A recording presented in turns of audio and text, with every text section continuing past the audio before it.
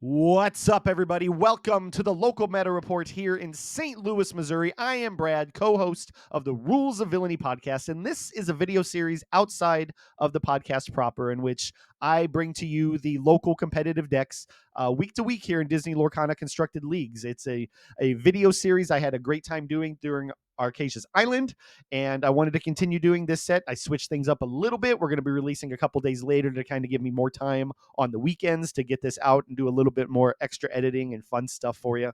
But we're back. I'm excited. The sands have shifted as well as the meta. We are in the reign of Jafar now. And after a week one, after 1 week, it's looking pretty spicy. We have another rodent problem, if you will. At first, it was a squirrel, then it was a mouse, and now I think it's a hamster. And unless I get talked out of it, I think it's probably going to be a spoiler alert for the show proper, our villain of the week this week, because this hamster is a problem, and we'll talk about it here again shortly. But this video series is just an effort to give back to the community. It's been so good to us here at Rules of Villainy throughout the entire existence of Disney Lorcana here in St. Louis, and I'm really excited to do it. So, all that being said, let's jump into the very first deck. And nothing like lying to you in the very first video of the set, because as I recorded that intro, I forgot that I did not have the deck for Monday night at Impact Gaming Center, where Jared went 3-0 with an Amber Steel aggro deck. He said he took down 2 Ruby Sapphire decks, and I didn't get the third one, but he was actually on the road for a trip out of state, so he couldn't provide me the deck list in time for me to get it from him and provide it to you. So unfortunately, I don't have the deck list yet, but this lady was a key part of it, and we're probably going to be seeing her a lot between Chernodogs and any kind of Amber aggro deck. She is great 3-cost Inkable, and when she's played, you can play 2-cost for free. So it just gets 2 characters on the board for the cost of 3, and a very, very good card. I'm sure we'll see a deck like this, or his deck, again in the future. He's a very good player, as are his kids. So just wanted to shout that out. Like I said in the intro, this is an effort to showcase the great players and the stores. And unfortunately, we don't have the deck this time, but I'm sure we will in the future. So congratulations to Jared on your 3-0, and we'll move on to the next one. All right, moving on to the collector store on Tuesday nights in St. Peters, Missouri. We have 2 3-0s and a 15-person pool, which is really exciting to me because that tells me that people are excited about the new set. It's week 1, Reign of Jafar, and the first 3-0 we're going to show you is this Emerald Steel by Nick. It's a deck he's mastered long ago. He's only added 2 copies of 1 new card, and that is this Beyond the Horizon, which is a 7-cost uninkable Sing Together. Any number of players, choose any number of players to discard their hand and draw 3 cards. And you can tell, if you're familiar with this deck at all, why that is a great addition to it, because now he can discard you even more and gain the benefits of Prince John. And he even has the double singer Ursula in here too. So if she's singing together with it, how about you just discard your hand twice? So that's automatically, depending on how many cards you had in your hand the first time, an automatic draw 3 for him the second time when the Prince John is on the board. So piloted this in a good pool of players as well. He played against Steven's Ruby Amethyst. I would have guessed Rudros was on Ruby Amethyst if he hadn't told me he was playing Blurple. And then he played an Amber Steel kind of hybrid Steel Song deck with Dylan, who we've seen on here with playing a lot of Blue Steel in the past. And we'll talk about that deck very, very soon. We'll talk about both of those decks very soon, actually, Steven's and Dylan's. But very, very good deck. This Space Pirate Pete, this 6-cost Space Pirate Pete, it didn't occur to me till over the weekend when one of my teammates, Kirsten, from the podcast here, she went down to a 5K and with a Steel Song deck, and that Pete just absolutely wrecked her, because it dawned on me that the shift target being the 3-cost no actions Pete means you can't get rid of the shift target. That Pete's coming out no matter what and just wrecking the Steel Song routine of, singing songs and getting rid of problematic cards on your board. So very, very good deck. I think we're leaning into a very heavy discard meta, and with pilots like Nick behind it, it's going to be hard here for a while, but we're going to have to find ways to avoid that dreaded discard. So congratulations to Nick. Let's move on to the other 3-0 on the night. All right, and that second 3-0 at the collector store on Tuesday belongs to Hunter with an Amber Steel variant that we haven't seen yet because it was just evolved with the new set drop in these 2 Rhino cards. Yes, Rhino is now slotted in over the Queen and the Robin Hood package in this variant of Steel Song, where you play the Rhino on one. He gives one of your characters, one of your opponent's characters, -1 strength. Big deal, turn one. It's not that big of a problem, right? On turn two, though, however, the big problem comes out when Rhino shifts into his Floodborn form, where he's a 4-cost Inkable with Resist 2. He's a 4/3, Resist 2, and Quests for 2.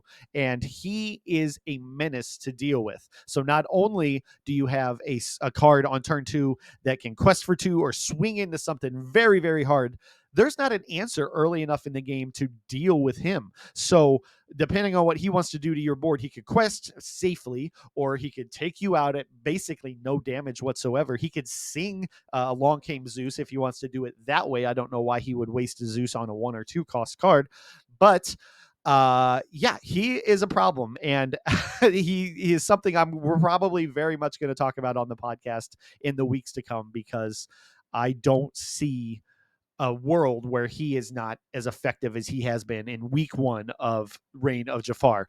Very, very good card. Very excited to see Hunter throwing him in. He would have a 4 of in this deck. I found out on Friday when I played him, if he had the cards. He just hasn't pulled the other 2 yet, and I'm hoping that he gets them sooner than later so he doesn't pay more than he should for that card. And if he keeps winning at the collector store, which has pack per win, he might pull a few of them. Super rares tend to come, to me at least, pretty often. So hopefully he gets the cards that he needs. But also, I'm on a rant here. I'm rambling. Pretty much traditional Steel Song. Otherwise, he is running 4 of Naveen to get those instant songs out there as well. And even our girl Bianca, and my favorite shift, the Sonic Warrior Ariel. So great deck. Happy to see him 3-0 with it. He almost did again on Friday. He didn't get it on Friday, but none of us did. So spoiler alert for the final deck of this video. But congratulations to Hunter on your 3-0 here, and I'm excited to see where you take this deck in the rest of the set. Moving on to Bodach's games on Thursday nights, we have a 3-0 from the Reckless One, Ron, with Wardrobe's Items, or as he regretfully didn't name it, we have Hiram at Home. It is a Ruby Sapphire deck, and the reason why why I made that joke is because of this Wardrobe card, a 4-cost Inkable, 3/4 Quests for 1, but more importantly, her ability is Exert this card, and you can discard an item to draw 2 cards. So basically Hiram, but except from banishing an item, you're discarding it from your hand. So really cool addition there, which also gives more synergy to another Reign of Jafar card here, the Get Out. It is a 6-cost uninkable card that allows you to banish a chosen character and return an item from your discard to your hand. So great synergy there. The only other Reign of Jafar card that he has thrown into this list is the Sword of Shan Yu. It's a beautiful enchanted that I think he's picked up by now. I'm not sure. I'll have to double check with him. But this sword allows you to exert this item, to exert a character to ready another character, and they can't quest for the rest of the turn. So it's really cool. There's a lot of good synergy there too, where you could bring out Maui to crash into something, ready him up with the exertion of somebody else, and then he could sing How Far I'll Go, or attack again if he needs to. So lots of cool things you can do there too. The shield we've had since set 1, the Shield of Virtue, that costs a bit more ink to do. It costs 3 ink to ready somebody, but it is a 1-cost item, so it helps trigger, get items on board from the duck for item usage. And Tamatoa can bring them back. You got the Wardrobe, who needs, I guess she doesn't need the items on board to actually use them for the draw. But ultimately, this is a Ruby Sapphire deck that we're all accustomed to by now. So, his play line is ramping up, getting items out there as much as he can. His draw engine being the Tamatoa, the Maurice's Workshop, especially 21 items in this deck.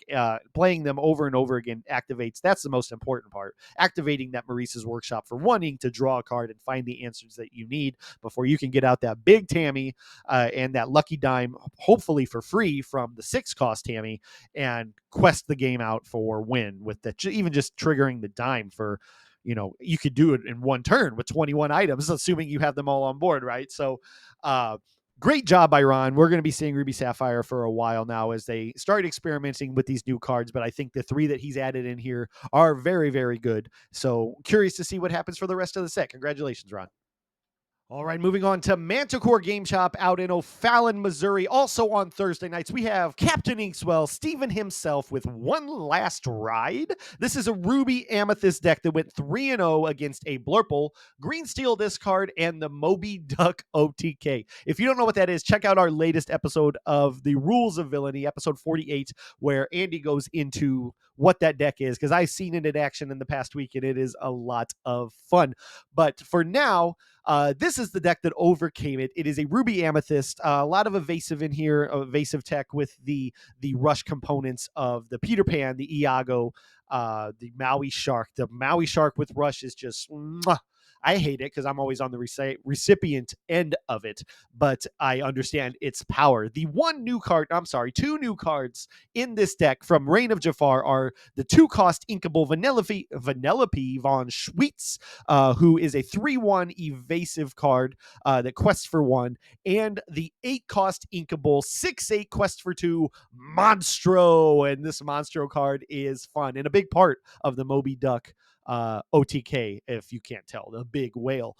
He is 6/8 with rush, and when he's on the board, you can choose and discard a card to ready him back up. Of course, he can't quest after doing that, but that's okay. He is a beefy card that I'm excited to play in Blurple, because for the longest time, Blurple has not had an answer to a wide board. But if you got a bunch of things exerted out there and I have this whale in my hand and can play it, hopefully I have more cards in my hand, because then I can just come and gobble up everything that you have on the board with that 6 strength.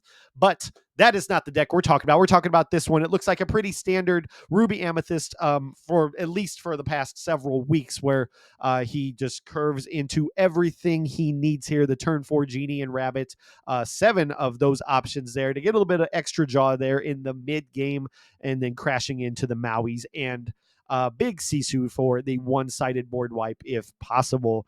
The actions here are Brawl, which is always annoying. Finders Keepers for some last-minute draw if you really, really need it. Dragonfire, hard removal. Pirate's Life, I can't wait till that rotates out. But having Maui Shark in there, I don't know if it's rotating out. I would like it to. If you've been a fan or watched for a long time, I despise that card for how much it has crushed me.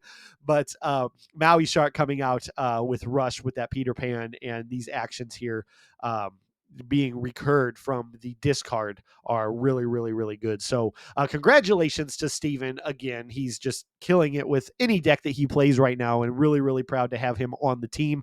I'm sure we'll be seeing him again. His son, Link, I think his only loss of the night was to Steven here. So, following in his dad's footsteps and playing good Lorcana. So congratulations to both of you, actually. And we will talk soon. I'm sure I'll see you on here again. And our final deck of the week is back at the Collector Store on Friday nights. We had 6 people playing on Friday night. It was a big launch for another game. Not a lot of people interested in Lorcana on that very night, but we had 6 great players there. Nobody 3-0'd. We all ended up 2, except me. I shouldn't say we all. Look at me trying to sneak in there. I was 1-2 with my Ruby Fossa deck, but I had some very, very good games against another aggro Amber Steel here that it just very, very fun. We're going to be talking about Amber Steel for a while, folks, and it's because of this Rhino. This is the aggro version, the aggro variant of the Amber Steel that I alluded to earlier, where we saw the Steel Song version that Hunter was running, where this entire deck is low to the ground. The highest cost card in the deck is a 4-cost, which is caps out at that Rhino Goofy, which I absolutely love, and that Rapunzel. And the goal of this deck is to just overwhelm you with characters on board that quest for a lot and make you deal with them. You got your draw engine back from the dock. You got your lady, who we talked about in the first deck of the week, that just comes out and brings out any one of those 1 or 2 cost characters for free when she hits the board. And then a little bit of control with the Potato Captain himself that stops you from challenging. You got the Lawrence, who comes out and swings really hard, and the Pete with no actions. There's 8 songs in here, of course, for Cindy to sing with the Let the Storm Rage On and Strength of a Raging Fire.